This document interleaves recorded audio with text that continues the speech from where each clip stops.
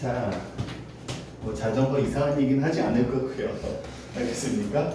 네, 됐어요. 아, 진짜 너무 재밌겠다. 수빈아 덕분에 우리 수업 너무 재밌게 할 수 있을 것 같아.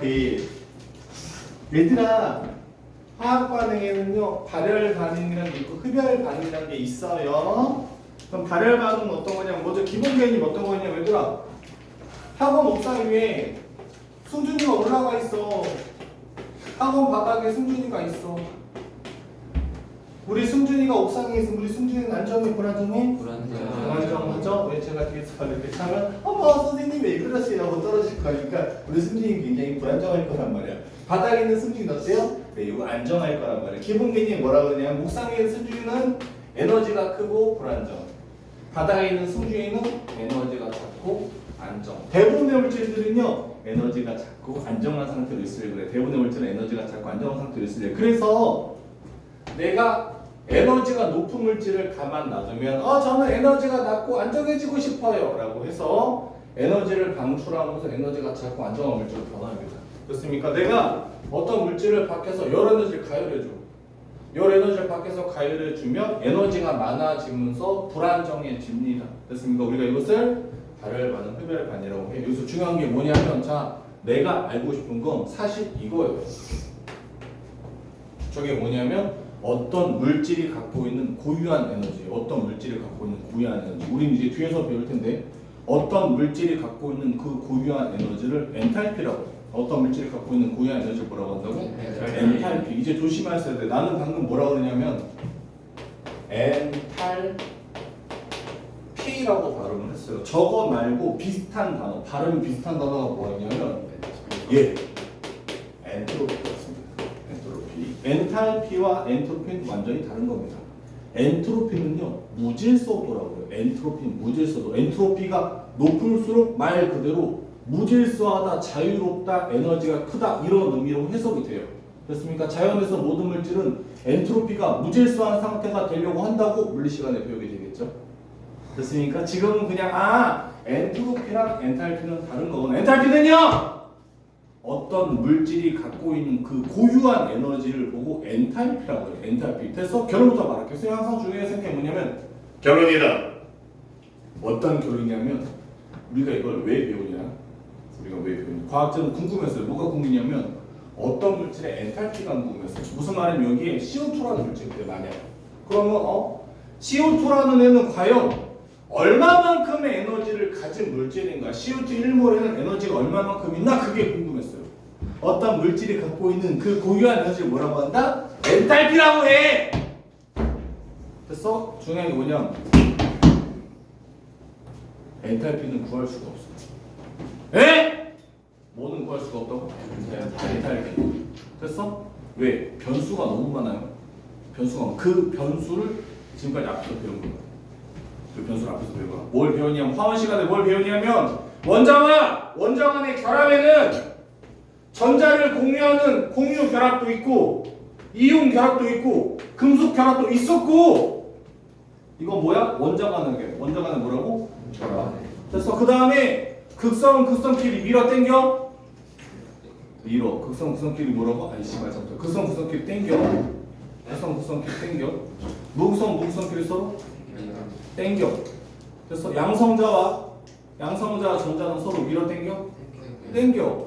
전자와 전자는 서로 밀어. 무슨 말이냐면 제가요 CO2가 갖고 있는 에너지를 알고 싶어요. 근데 CO2가 만들어졌을 때 CO2 안의 에너지는 CO2의 양성자와 주변 전자 사이의 인력, 또 산소의 양성자와 주변 전자 사이의 인력, 또 산소의 전자와 산소 전자 사이의 반발력, 또 산소 전자와 탄소 전자 사이의 반발력. 쉽게 말해서 고려사항이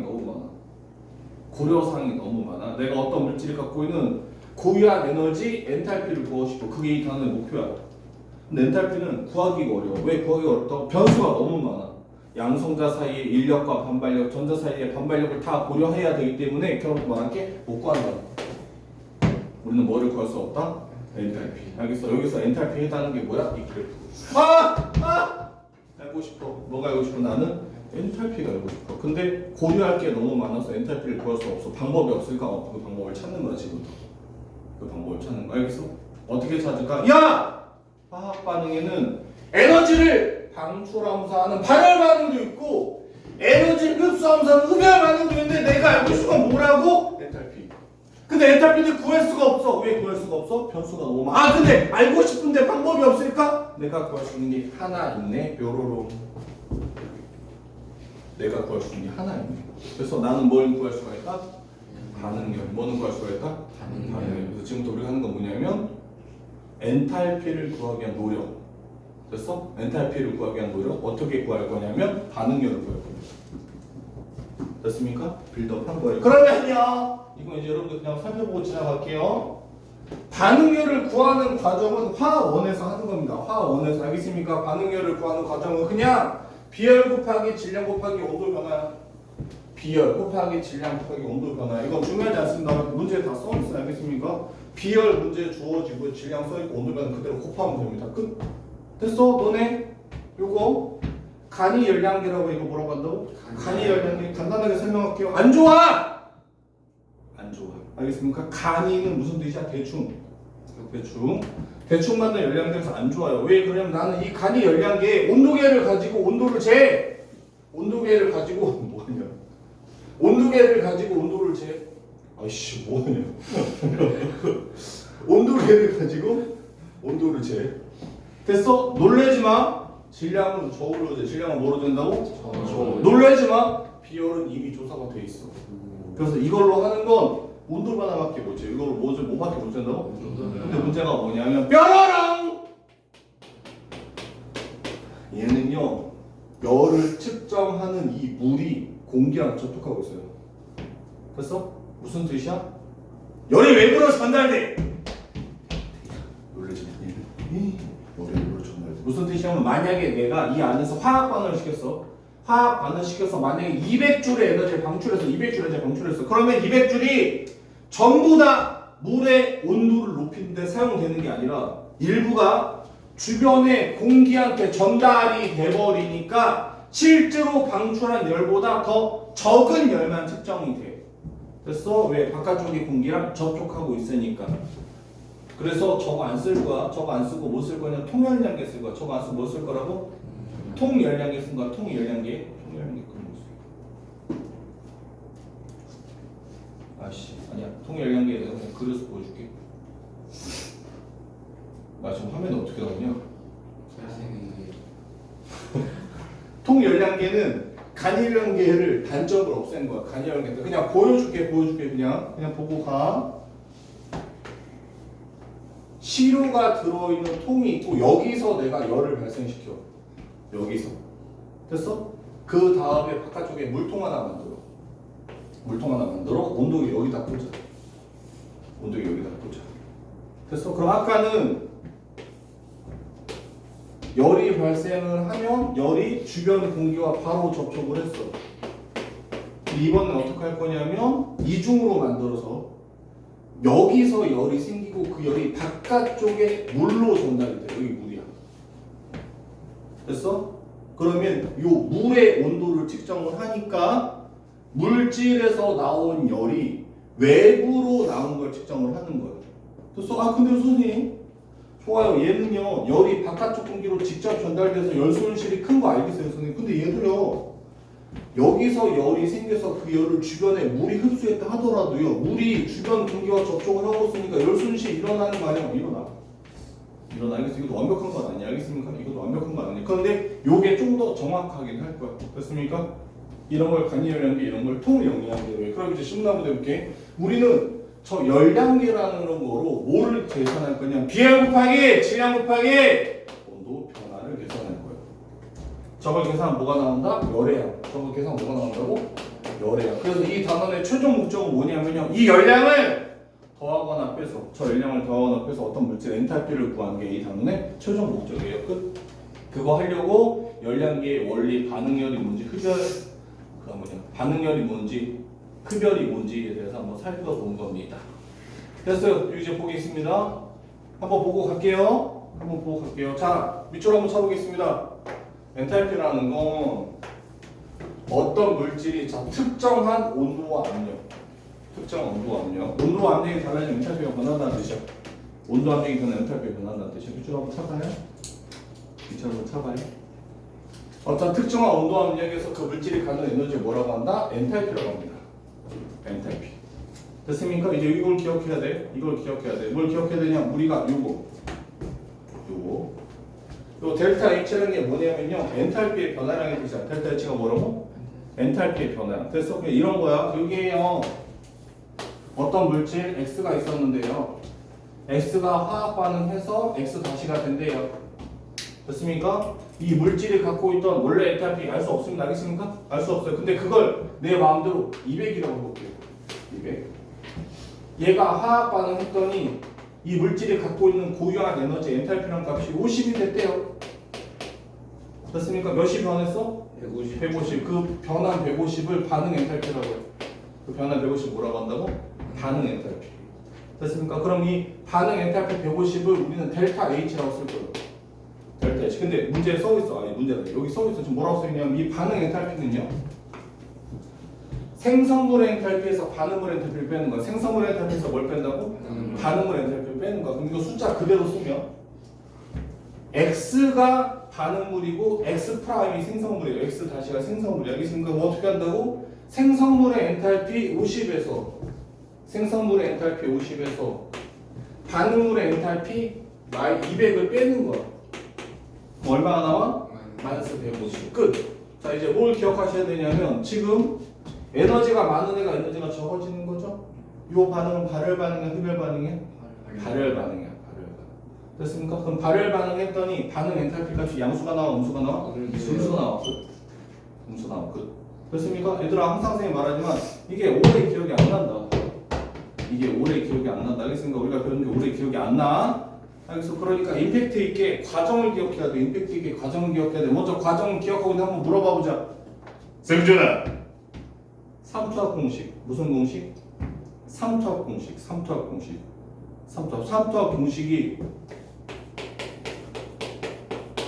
이거였거든요. 삼투압 공식 뭐라 그러냐? 삼투압은요 파이라고 쓰고요, C 곱하기 R 곱하기 T였어요. C 곱하기 R 곱하기 T였어. 알겠습니까? 그런데 기억이 잘 안 나? 안 나. 기억이 잘 안 난다. 그래서 어떻게 가르쳤냐면, 야! 저 삼투압 공식 어디서 나온 거다? PV 에너지. 삼투압 공식 어디서 나온 거라고? PV 에너지. 이렇게 가르쳤단 말이야. 지난 시간에 했던 거죠. 겸사겸사 복습하는 겁니다. 됐어? 그럼 어떻게 하는 거라고? 이 공식이 기억이 안 나더라도 김호 선생님이 그랬어. 삼투압 공식은 파이 PV는 NRT에서 나온 거로. PV NRT. 뭐라 그러냐면 요 파이가 이게 P야 삼투압이야. 그럼 어떻게 V를 우변으로 넘겨? V를 어디로 넘긴다고? 우변. 그래서 P 놔두고 V 우변으로 넘겼어. 됐어? 그럼 R T는 똑같아요. RT는 똑같아요. 그러면 V분의 N이 C라고. V분의 N이 뭐라고? C. 됐어. 여기서 승준이한테 질문 내야지. C는 밀도야 부피야? 그래서 C는 밀도야 부피야? 알았어. 승준이가 저는 선생님 용진이 형한테 기회를 주고 싶어요. 용진아. 그래서 C는 밀도야 부피야? 몰롱도. C는 뭐라고? 몰롱도. C는 뭐라고? 몰롱도. C는 몰롱도야. 그래서 왜? 아니 부피분의 몰수잖아. 뭐라고? 부피분의 몰수. 부피분의 몰수는 뭐라고? 몰롱도. 얘들아, 나는 이게 기억이 잘 안 날 거라는 걸 안단 말이야. 기억이 잘 안 날 거라는 걸 안다고. 왜 그러냐면 이거 나중에 할 거라고. 그래서 이제 너네 중에 상당수는 선생님 저는 방향을 포고로 전환하겠습니다. 알겠어? 이제 포고로 갈 거고. 알겠어? 그럼 포고 가면 1학년 1학기 때 통합과학이 끝나. 1학년 1학기 때 1회 고사 2회 검사 통합과학이 끝나. 집중일수로. 알겠어?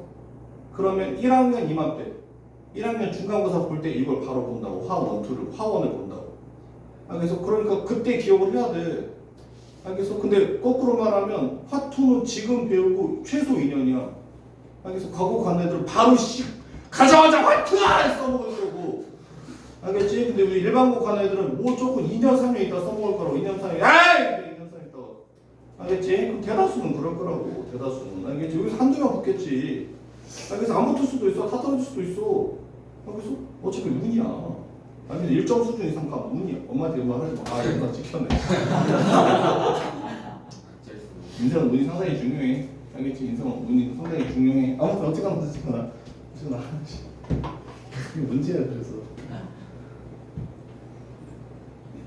과정을 기억해. 과정을. 알겠어? 그럼 어떻게 기억하라고? 아 그때 김선생님 그래서 나 중학교 때 엔탈피 처음 배울 때 과학자들은 이게 알고 싶은 거라고 했어. 반응물과 생성물질의 엔탈피를 알고 싶은 거라고 했어. 근데 반응물질과 생성물질의 엔탈피를 정확히 알기 어려워.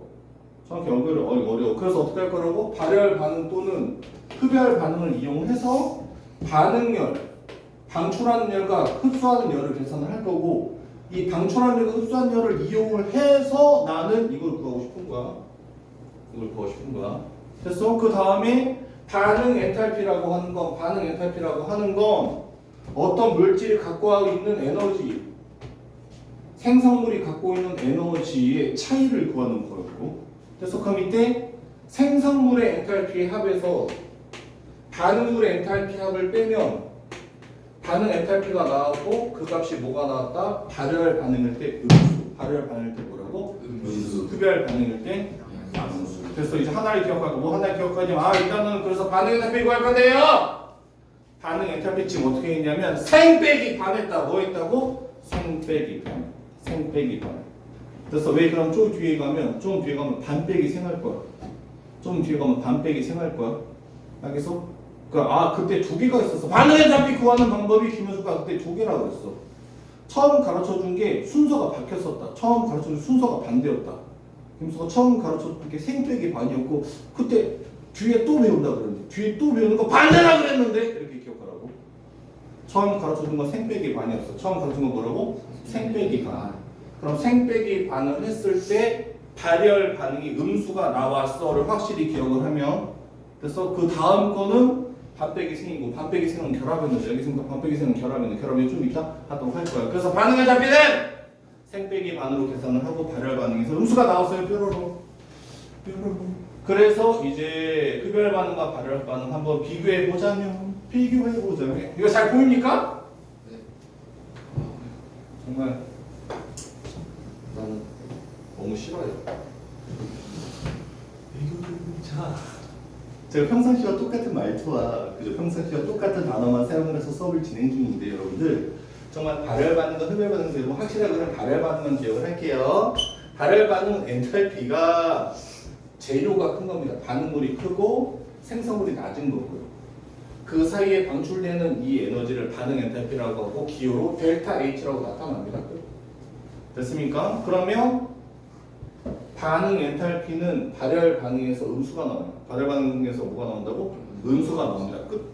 흡열 반응은 전부 다 반대일 거예요. 발열 반응에서 반응 엔탈피가 음수가 나온다는 것만 아시면 됩니다. 됐어요. 빠르게 한번 살펴보겠습니다. 이제 우리가 어떤 화학 반응을 출입하는 열까지 같이 표현하는 걸 열화학 반응식이라고 해요.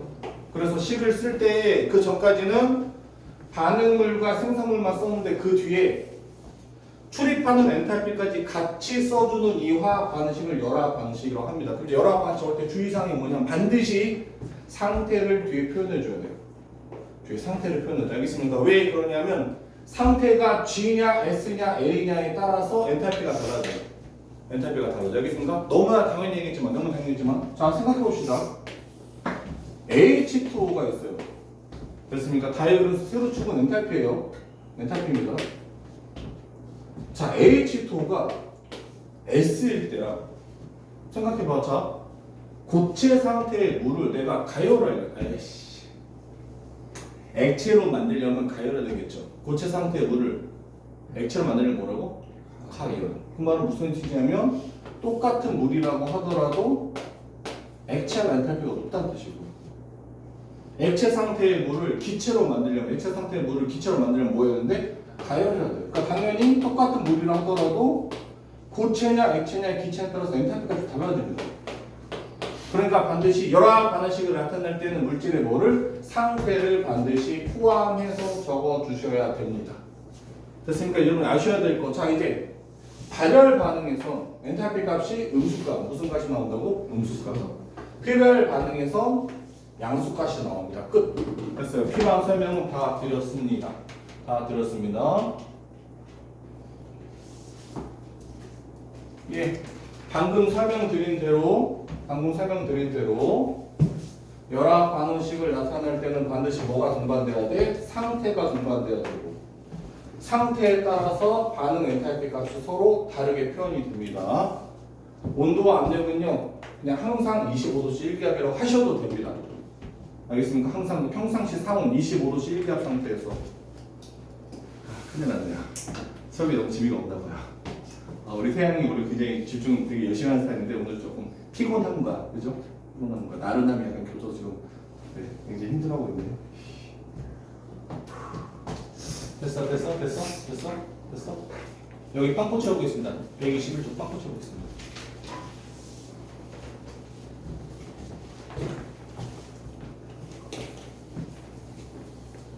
화학 반응에서 생성물과 반응물 사이에 출입하는 열, 네, 반응열이라고 해요. 어떤 물질이 특정 온도 하면서 갖는 에너지, 엔탈피라고 합니다.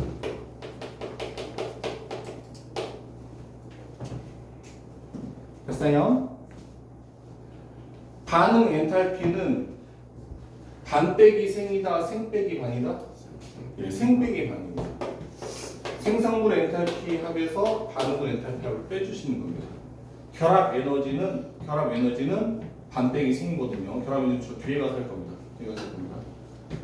자, 발열 반응, 열을 방출하는 반응이죠.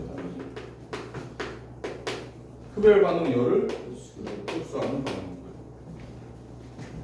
그럼 발열 반응에서 생성물과 반응물 중에 반응물 엔탈피가 큰 거고요. 그럼 델타 H 값은 0보다? 네, 0보다 작게 나와요. 와. 흡열 반응은 네, 생성물 엔탈피가 큰 거고요. 됐습니까? 안 되겠죠? 델타 H가 양수가 나옵니다. 반응 엔탈피가 양수가 나옵니다. 화학 반응에서 출입하는 열을 표현하기 위해서 엔탈피와 함께 나타낸 거, 예, 열화학 반응식입니다. 열화학 반응식. 열화학 반응식. 열어가 아니라 열. 물질의 상태랑 반응 조건, 네, 온도 압력 25도 실기압입니다. 거의 대부분 25도 실기압입니다. 함께 표시해야 됩니다. 됐습니까? 우와.